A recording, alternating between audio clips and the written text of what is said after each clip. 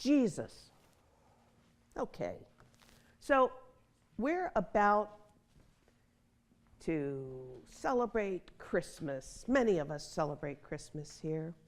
Not all of us, but we honor and respect even the holidays that we don't celebrate.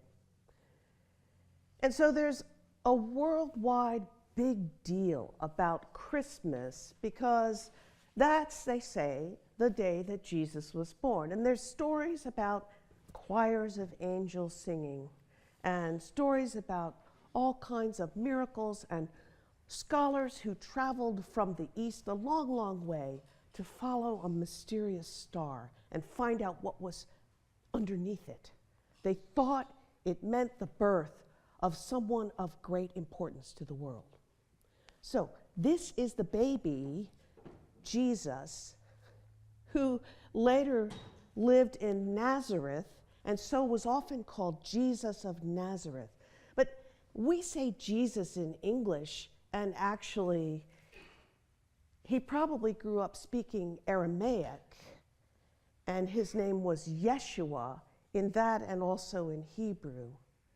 And he knew how to speak Hebrew, and he probably learned a lot of Greek.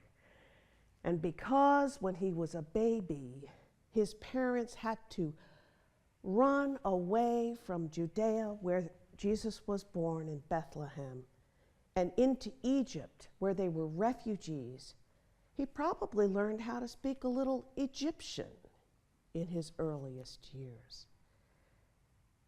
And then after they had stayed in Egypt long enough to feel that it was safe to come back to Judea, they came back to Nazareth, where Jesus grew up. But if the story had stopped there, we wouldn't have had anything about the angels and the wise ones who traveled so far. So what's the big deal about Jesus? I just want to say that again.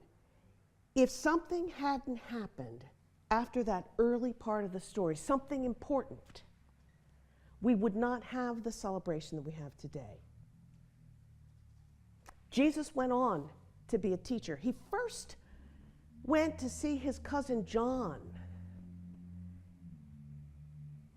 who was preaching and teaching about how people should live and how to renew one's own spirit and start living in a good way. And something happened in that moment when he went to hear John. And he spent 40 days out in the desert thinking about what it was. And when he came back, he was convinced that he had a message that he had to share with all of the Jews he could get to listen. We think of Jesus so often as Christian, but Jesus was actually Jewish. Let's start there. When I was a kid, I said to Mom, after I read a book by Albert Schweitzer about the historical Jesus, I said, Mom, did you know that Jesus was Jewish? And she said, oh no, Jesus was a Christian. I've teased her about it since, and she finally did admit that he must have been Jewish. But, I mean, this is the sort of conversation we want people to have, you know, to ask questions and to learn new things, no matter what your age. And he was Jewish. But this religion that we call Christianity, which is based loosely on his teachings, it's spread out all over the world. And in fact, when we think about what did Jesus look like, one of the things that's very interesting to me is that Jesus is pictured in just about every land and culture in the world and religion in ways that are consistent with the way people in that area, in that part of the world, look like. So here's a Chinese painting from about 1950 of the birth of Jesus in a stable. And see the snow, and notice that all of the people have Chinese features. They look Chinese. And this was, of course, painted by a Chinese painter. This is the image in that culture of what Jesus must have looked like. And now this image is from a monastery in India. There's a period of time before Jesus goes to hear John speak, when we don't know much about him except that he was probably working as a carpenter in Nazareth. But there's a story in this monastery in India that Jesus came there and stayed for a time and learned to be a Buddhist. And this is the picture that they have of what they imagine Jesus was like when he visited the monastery. Now, this is a picture from the United States in 1962. It was painted by a white artist, Richard Hook, and this is his idea of what Jesus might have looked like. You know, sort of outdoorsy and strong. This is a picture in the African American tradition. There are many, many pictures. It's fascinating if you want to go on Google and search for pictures of Jesus in the African American tradition. There are many fascinating pictures of Jesus as African American. One of the things we can probably be sure of is that he wasn't white, right? Because he was born in the Middle East. But who's to say what he looked like? Now, this picture is one that scholars, a professor who studies the times of Jesus. This is a picture from an Egyptian tomb in about the 200s sometimes, so about 150 years after Jesus died. But this is not intended to be a picture of Jesus. However, this professor says that this, because there were so many Jewish refugees in Egypt, that this probably is a pretty good fit for what a Jew of Jesus' time might have looked like, a Jewish man of Jesus' time. So that's all very interesting. But you know, the thing that I think is most interesting in all of that is that people can imagine Jesus looking just like them. Anyone, whoever you are, you can imagine Jesus as someone who resembles you. And that's actually pretty cool, because the ideas that Jesus talked about are ideas that actually we Unitarian Universalists hope to live in our everyday life. And this is a picture that shows all of those very different ways, many different ways of imagining Jesus. So, will the real Jesus please rise? I actually mean to ask, will the real Jesus, the Jesus who is actually behind the message, behind the celebration, will that Jesus please reveal himself to us? And as I looked into who Jesus really was and what it was that he was telling people that was such a compelling message then and now, it seems really clear. Well, in fact, it's a historical fact that our Unitarian Universalist values are based on the values that Jesus taught. Now, the Universalists, about 200 years ago, got the idea, people describe as the bad place, where bad people go after they die. Universalists said that if God was loving like a parent, then God would find a way to make sure that nobody actually had to go to the bad place. And one of the things you hear today about Jesus is that Jesus will send you straight to hell if you misbehave or if you don't believe.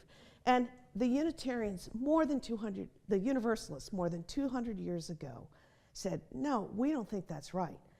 I don't think that's right. I don't think that's in the Bible. So if you look at the various writings we have, not just in the Bible, but also in other documents that are from those early times, there's nothing about Jesus sending people to the bad place. But what there is a lot of Jesus sharing with people how to live so that they feel like they're in a good place all the time. And that was his basic message. He said, do unto others as you would have them do to you. Now, that means you have to imagine, when you're seeing someone, you have to imagine that you're them or that they're you. How would you want to be treated in this situation? And that's what Jesus was saying to people. He told the story of the Good Samaritan, and he told it about a man who was attacked by robbers and left by the road. But first, two religious leaders went by and didn't do anything. They didn't stop and help. But the third person to go by,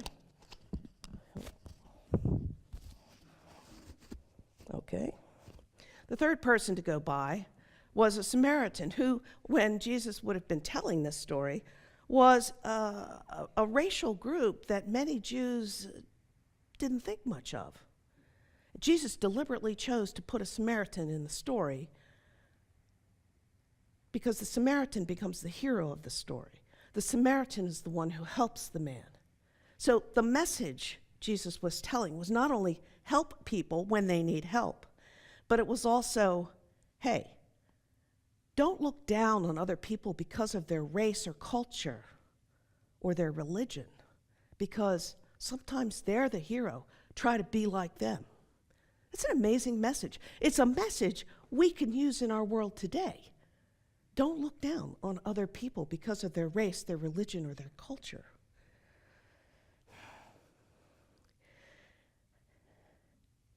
One of the things that happened to Jesus is that he was arrested for the things he was teaching. And when he was arrested, he cautioned his followers not to use violence against the soldiers who arrested him. And he said, famously, love your enemies. Love your enemies. You know, sometimes it's hard to love your family members. But we usually do, or at least we try. And it's usually pretty easy to love the family we choose, the friends and people who are close to us, who are those special people in our lives. And so if all we had to do was love them, that wouldn't be much of a challenge. But Jesus said, love your enemies.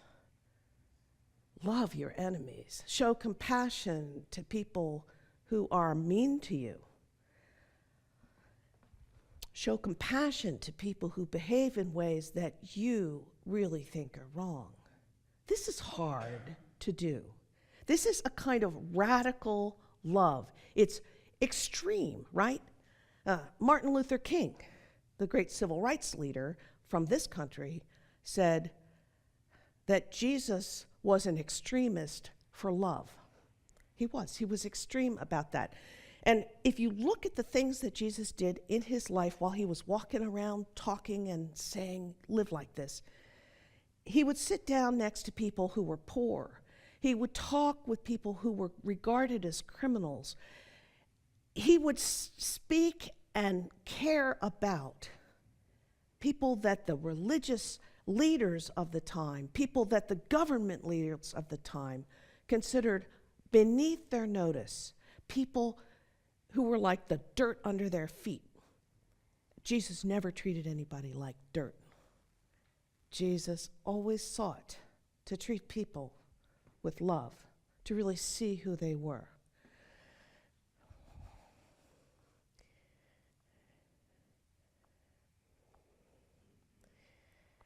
Yeah. Somewhere here is a quote I want to share with you from a poet from 20th century America, Carl Sandburg. He has a poem called Bunk Shooter. And when I was in my teens, I thought this was a really cool poem because he was talking about the people who talk about Jesus in a way that's completely not at all like what Jesus probably was, who Jesus probably was, or the things Jesus said. There are so many people who preach that you must believe in Jesus to be saved. Believe in Jesus. Believe that Jesus is the Son of God and believe that only Jesus can lead us to heaven. or else you'll go to the bad place. So Carl Sandburg thought this was not at all right. He had this poem called Bunk Shooter, and he said, "You come along squirting words at us, always blabbing that we're all going to hell straight off, and you know all about it." Yes, it's the street corner preacher and the television evangelist asking for money, and zealots who put leaflets under our car windshields, and sometimes even people who knock on our doors and ask us if we're saved. My son answered the door, and there were several people there who said to him, "Can we talk to you about Jesus and how Jesus saves?" And he said, "You can talk to me about Jesus if you promise that I can talk to you about Batman."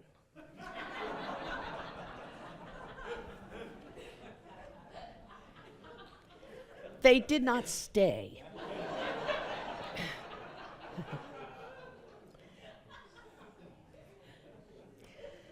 So Sandburg said, "I've read Jesus' words. I know what he said. He never came near people, but they felt cleaner because he came along. This Jesus threw out something fresh and beautiful from the skin of his body and the touch of his hands wherever he passed along." So, what Jesus was really saying is that we too should be like that we should find a way to live, and our Unitarian Universalist 7 principles sum up what those values are. We should find a way to live that makes us give off something clean wherever we go, that the touch of our hand and the look in our eye and the smile on our face makes people feel noticed and seen and appreciated for who they are. This is the real Jesus. This is the Jesus that all the fuss is about. It's not about whether you go to heaven or to the bad place. It's not about whether you believe X, Y, and Z, that some authority, some teacher, some principle, some priest or rabbi tells you. It's about whether you can live in this way where you treat everyone compassionately, even your enemies, where somehow, as you pass, you leave behind you a breath of fresh air. And if you can do that, Jesus was trying to tell people, you will feel great. You will save yourself. You will find your heaven in the way you live. And when we Unitarian Universalists come to church, and we go to classes, and we try to learn more from week to week and year to year, we're doing it under this umbrella of shared values that say, we want to leave the air cleaner as we go by. We want to welcome people and appreciate them for who they are. We want to learn about people from different countries, or who speak a different language from us, or people who look a little different. And this is why you find images of Jesus and stories about Jesus in other religions and many, many cultures in the world. Because this is the Jesus who said, we can find a way to live with each other and for each other. And that's better than any heaven any preacher on the street corner can imagine for you. So, that's what the fuss is about. That's why to celebrate that baby's birth. Sometimes we call Jesus the Prince of Peace. And it's not just that peace in the world, it's that inner peace too. Live like that. Find that peace. The real Jesus, accept no substitutes.